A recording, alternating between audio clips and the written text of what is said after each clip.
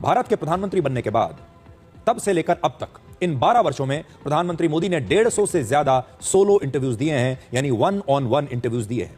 हालांकि असली इंटरव्यूज की संख्या इससे भी कहीं ज्यादा हो सकती है, ये एक अनुमान है जो कि कम से कम 150। अब रुक जाओ, बैकग्राउंड देखकर तुम वीडियो ना बदल देना कि इसका बैकग्राउंड अच्छा नहीं है, दीवार है, लकड़ी है, माइक नहीं है, स्टैंड नहीं है।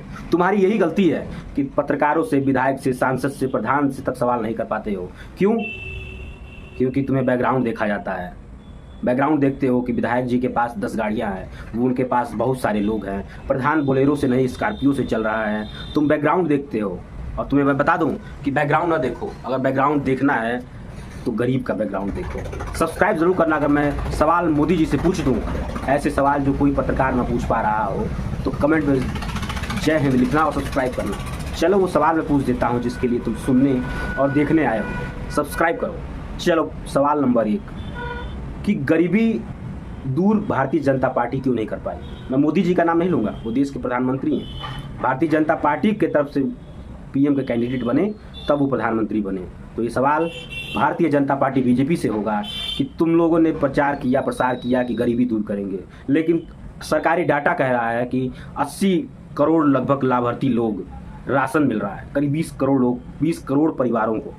तो अगर 150 करोड़ की पॉपुलेशन है जिसमें 80 करोड़ लाभार्थी हैं जिनको राशन मिल रहा है, तो गरीबी तुमने कहाँ दूर कर पाई?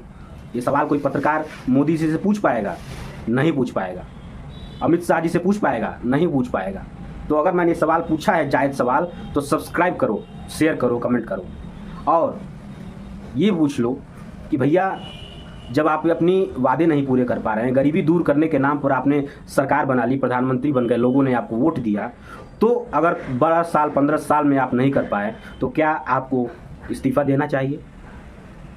इस्तीफा बुरा लग जाएगा भारतीय जनता पार्टी के अगर यूजर्स कह रहा हूँ मैं, कार्यकर्ता या सपोर्टर्स देख रहे होंगे तो उनको बुरा लगेगा। लेकिन मेरे भाई ईमानदारी से बताओ कि गरीबी दूर करने के नाम पर भारतीय जनता पार्टी सरकार में आई। कांग्रेस से लोग परेशान थे तो भारतीय जनता पार्टी को लोगों ने ज्वाइन किया, तब तो सरकार बनी, इतने अच्छे सीटें आई और पूर्ण बहुमत से सरकार बनी। क्यों बनी? क्योंकि गरीबी दूर करने के नाम पर आप आए थे। लेकिन 12 साल 15 साल 2029 में 15 साल करीब हो जाएंगे, तो अगर फिर भी गरीबी है, 80 करोड़ लोग राशन पर चल रहे हैं, तो आप भी क्या कांग्रेस की तरह हो गए हैं?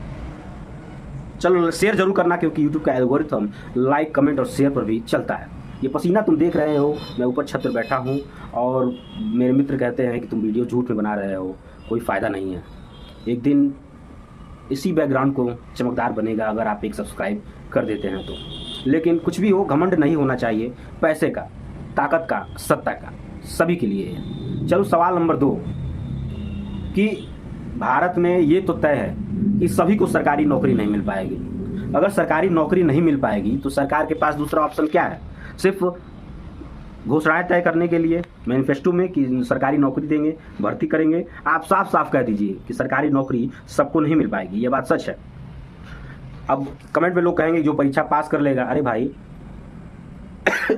सॉरी, 100 सीट का पर एग्ज़ाम हो रहा है तो 10,000 लड़के फॉर्म भर दे रहे हैं, छात्र स्टूडेंट फॉर्म भर दे रहे हैं, तो कैसे सबका सिलेक्शन हो जाएगा?